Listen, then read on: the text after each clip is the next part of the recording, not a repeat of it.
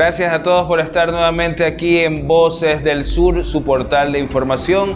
Estamos el día de hoy con la concejal del Cantón Guayaquil, Lidia Celdás Giler. Gracias, concejal, por estar con nosotros aquí en el portal Voces del Sur. Bueno, muchísimas gracias al portal Voces del Sur por darme la oportunidad de dirigirme a la ciudadanía y de poder conversar con ustedes. Este mes es muy importante, sobre todo para la mujer. Representa, más allá del Día de la Mujer, la reivindicación de los derechos de la mujer, la lucha de la mujer por un espacio igualitario en el cual pueda tener las mismas oportunidades para desarrollarse. Desde su puesto en la concejalía y también de manera personal y como militante, ¿cuál es su posición frente al mes de la mujer y al Día de la Mujer? Bueno, yo siempre he manifestado que los días de la mujer son todos los días y que esta es una lucha constante, pero es obvio que para lo que tiene que ver con el público en general, con la ciudadanía, no solamente de nuestro país o de nuestra ciudad, sino a nivel mundial, es una fecha que permite poner sobre la mesa la reflexión sobre todo lo que es la lucha de las mujeres, ¿verdad? El 8 de marzo, como conocemos históricamente, se da por una lucha de las mujeres, por un lado, y segundo, que es importante entender que todas las mujeres, o la gran mayoría de mujeres, somos guerreras, y eso tiene que ver con este mes y tiene que ver con esa lucha permanente que tenemos. Ahora, más allá del abrazo, felicitación a la mujer el 8 de marzo, está una lucha histórica no solamente a nivel mundial, sino en nuestro país.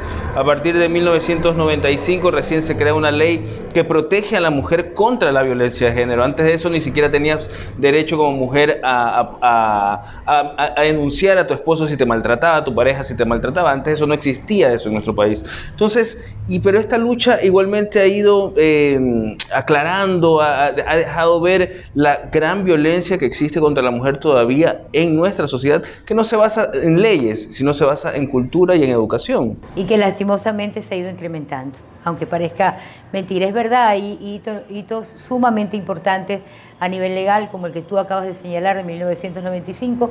Hay otros que fueron tomados en cuenta con mayor fuerza desde la época de la Revolución Ciudadana, que en el 2007, por ejemplo, tenemos el plan de erradicación de la violencia de la mujer, en el 2008 tenemos la construcción de un plan de trabajo para esa erradicación, y en el 2011 y el 2019 se dan dos puntos fundamentales que nos ayudan incluso a visualizar cómo está y cómo ha avanzado lastimosamente esta violencia contra la mujer, que es las encuestas en BICMO, que básicamente es una encuesta nacional sobre las relaciones familiares y violencia de género contra la mujer. Ahí, por ejemplo, tenemos algunos datos fundamentales. Nosotros vemos que la primera encuesta, por ejemplo, en el 2011, es hecha en base a dos categorías. Una que tiene que ver con la violencia física y otra que tiene que ver con todos los otros tipos de violencia. En el 2019 ya hablamos de algunos otros parámetros importantes, como por ejemplo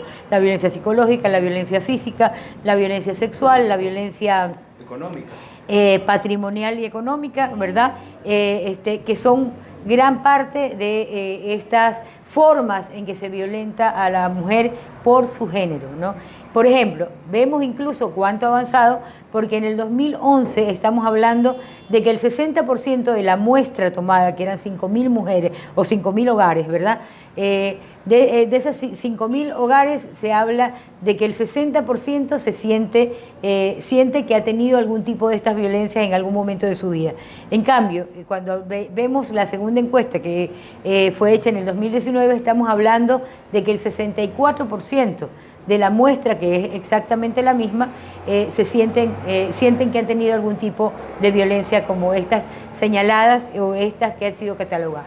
Ahora, ¿ha aumentado la cifra o simplemente al visibilizarse y a unas mujeres empoderarse han seguido el resto denunciando? Porque anteriormente la gente callaba, ¿no? Ese puede ser uno de los factores. Puede ser que uno de los factores es que el hecho de que desde el 2007 se haya fortalecido más toda esta lucha, signifique que algunas mujeres hemos tomado algo de mayor conciencia de que también aquello que parecía algo normal, ¿verdad?, en una familia y en la sociedad, entendamos que en la realidad es una violencia contra nosotros. Puede ser que esas cifras respondan a eso, como puede ser que también es claro que todo lo que hemos hecho todavía es solamente como un abrebocas frente a la problemática que hay.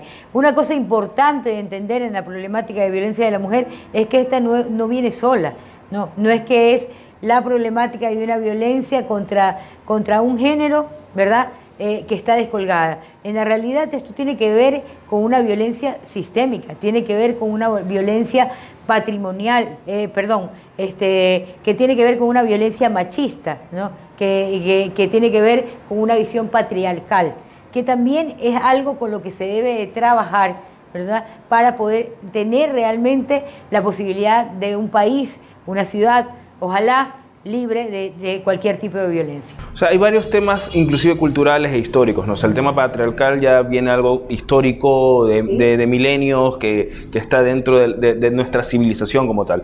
Pero usted también hablaba del tema de que tenemos diferentes tipos de violencias que la gente empieza a reconocer. O sea, dice, bueno, a mí no me pegan, pero entonces no sufro violencia. Sin embargo, existen otros tipos de violencias que ya ahora la gente al conocerlas las está identificando y ya se siente, oh, he sido víctima también de violencia, de otro tipo de otro tipo de violencia. Eso parte también de la necesidad de educar a la ciudadanía y también de otro punto que usted hablaba muy importante, que es el hecho de que esto no afecta a la mujer. Esto afecta a la familia y por ende afecta a la sociedad, que se degenera por la violencia que se genera dentro de la familia, que no solamente afecta a la mujer, sino a los niños, al mismo esposo y a la misma persona que violenta dentro de su casa. Sí, ahora, yo no lo minimizaría el tema patriarcal, y te digo por qué, porque es parte de una colonización en la que seguimos viviendo y en la que gran parte de nuestra educación sigue apuntalando, ¿no? Nosotros tendríamos que tener escuelas, colegios, incluso universidades que puedan plantear un proceso de descolonización que va a ayudar muchísimo al problema de erradicación del problema de la violencia contra el género, ¿ya? Y te digo, o sea, nosotros, ¿por qué existe, por ejemplo, casos de femicidio? ¿Qué es el femicidio? Es un crimen de odio, ¿no? De odio porque yo siento que el otro, al igual que pasa con las clases sociales, es menor que mí. Y por lo tanto yo tengo que tomar decisiones por él, yo tengo que responder o tratar de que él haga el camino que yo quiero, y es un poco lo que pasa con el tema de la violencia de la mujer. Que esto se puede cambiar cuando hablamos de todo un proceso educativo, sí, tiene que cambiar todo un proceso educativo, pero también hay que tomar en cuenta que el tema de la violencia contra la mujer es parte de esta colonización educativa que hemos tenido, ¿ya? Y hay muchos a los que no les interesa hacerlo. Entonces la lucha es como doble y triple, ¿no? Pero hay que darla, porque es la única manera de que las familias, yo digo, siempre seamos hombres o seamos mujeres, tenemos un referente femenino al que nosotros queremos y que es parte de lo más cercano para nosotros, sea nuestra madre, nuestra hermana, nuestra prima, ¿verdad? Nuestros amigos de barrio, nuestras amigas de la universidad, del colegio, ¿no? A la que no quisiéramos que le pase nada.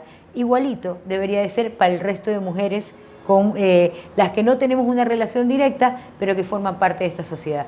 ¿Cuál es el rumbo para esto? La educación, ¿no? Y el cambio de educación que hemos recibido durante todo este tiempo. Y todas las autoridades deberíamos caminar hacia eso, porque las estadísticas no son para alarmar, son para tomar conciencia. Y para tomar conciencia de hacer los cambios respectivos, ¿no? ¿Qué es lo que pasa, por ejemplo, en la última encuesta de la que yo te hablaba? Más del 56% de las mujeres han sentido que han tenido algún tipo de violencia psicológica, ¿verdad? El 35%, más del 35%, siente que ha tenido algún tipo de violencia física, ¿no? El 32% más también ha sentido que han tenido algún tipo de violencia sexual, ¿no? Y un 16% de la violencia económica y patrimonial, que tal vez como no es tan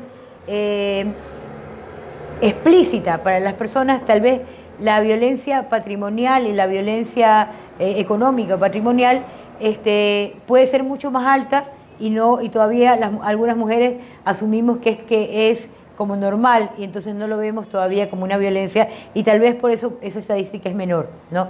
Ahora, hay que puntualizar la educación tomando en cuenta algunas particularidades. Por ejemplo, no es lo mismo el porcentaje de violencia que se da en los sectores rurales lo que se da en los sectores urbanos. La violencia, por ejemplo, sexual es mayor en los sectores urbanos, aunque parezca mentira. También eso podría depender del tema educativo y que me parece que, por ejemplo, si en un momento determinado yo tengo una pareja en el sector rural, ¿verdad? Y esta pareja, por ejemplo, quiere, pese a que yo no quiera tener algún tipo de intimidad, yo lo vea como normal porque es mi pareja y por eso no salga todavía reflejado como importante. Pero, por ejemplo, hay diferencias como la ginecobstetra, que yo me he percatado siempre de tratar de señalarla. El tratamiento que se le da a una mujer cuando tiene que hacerse un chequeo ginecobstetra porque está embarazada o porque sencillamente por salud reproductiva y salud sexual debería de hacérselo, lastimosamente es terrible en muchos casos y se ve mucho más en los sectores rurales, ¿no? O sea, las personas que tienen el sector rural ginecobstetramente no tienen la mejor calidad de atención a la mujer y generalmente terminan generando algún tipo de violencia en este tipo. Y el porcentaje, por ejemplo, en el Ecuador en el 2019, el 47% de las mujeres que habían tenido un chequeo ginecobstetra, mucho más en el tema del campo, habían sido de alguna manera violentadas. Fatal, terrible esa cifra. Terrible. Y sobre todo que en el sector médico sea... Sí, por ejemplo, para eso tiene que haber cambios importantes en la ley, porque no hay más que la sanción es sumamente importante. Nosotros estamos de acuerdo en que se pueda, por ejemplo, fortalecer las penas que puedan haber contra el femicidio, contra el tema ginecológico, pero no es lo único, ¿no? Tiene que haber algún tipo de educación para que estas cosas no pasen, ¿no? Y tiene que haber algún tipo de lograr espacios donde la gente pueda tener conciencia de que esto no se lo haría nunca a una persona cercana.